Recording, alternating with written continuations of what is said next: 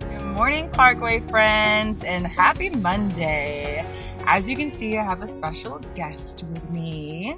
This is my mother, also known as Ma, and her name is Sherri Young. And we are at a special location, so you're going to hear wind. You're going to hear chickens, cows, goats, dogs. Did I leave anything out? Birds. Crickets. You're gonna hear my son. I don't know. But I thought it was a beautiful backdrop for you guys. So there's the pond, fish. If you could hear fish, there'd be fish. So we were on my family farm. I'm with my mother, celebrating Mother's Day with her. I hope y'all had a fabulous Mother's Day yesterday.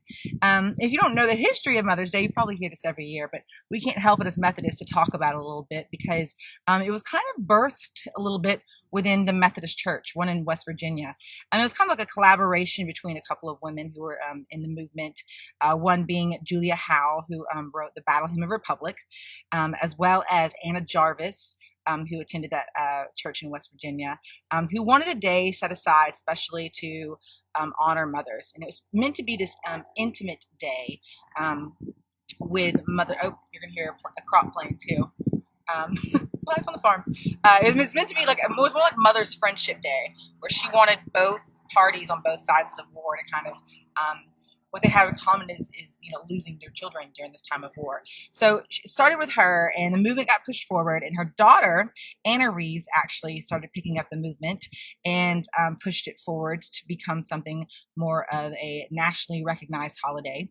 And in 1914, it was President Hoover, I believe, who actually made it a national holiday, and it's the second Sunday in May, and believe it or not, it quickly turned into something that the women who originally started the movement did not want it to be, which was commercialized.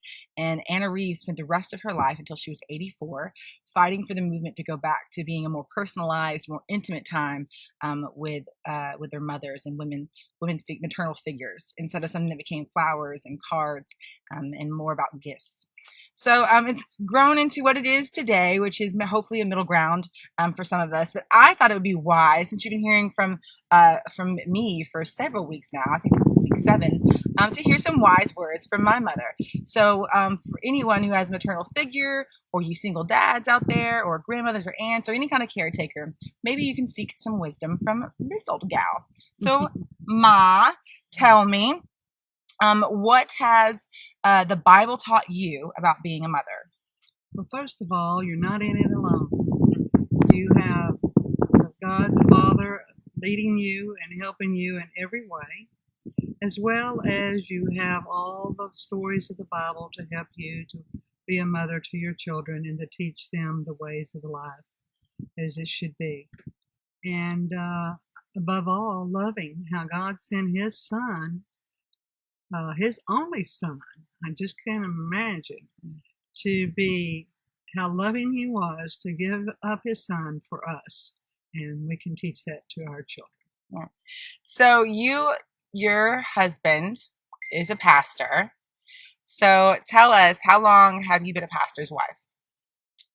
36 years. Is now coming up in a few weeks will be 36?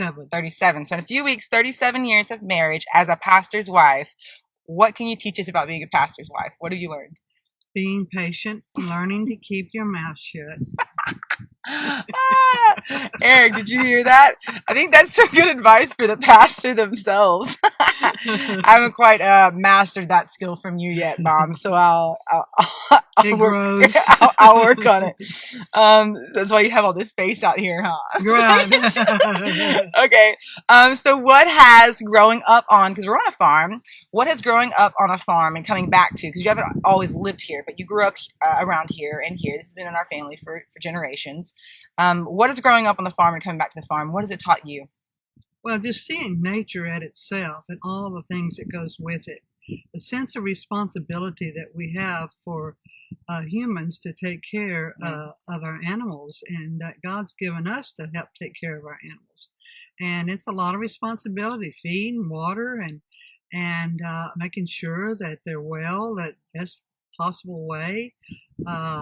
You got to take care of the land. You got to fertilize. You got to make sure you have what you need to feed your animals, and be able to have some kind of wisdom through Google or to our vets to help us with our pets. I just had a first-time mama goat to have quadruplets, and so far she is doing well, and so are they. So they're only about 4 or 5 days old now. So they're all living and making it on their own, and I have to weigh them every day to make sure they are getting what they need to be. And it's a lot of work, but it's a loving process that I didn't realize my father did all of this, and I just enjoyed being around it. Yeah. And now I'm hoping my grandchildren can enjoy being around it, and I love doing the work that goes with it. Oh, they enjoy it. All right. Yes, they do. Okay, last question for all of us seeking your wisdom, Ma. What's one word of advice to any of the mothers, fathers, parental figures out there, caretakers? What's one word of advice that you would give them? Well, I almost said all my piece, but one word of advice would be to have patience, love unconditionally, above all, give God your thanks and glory.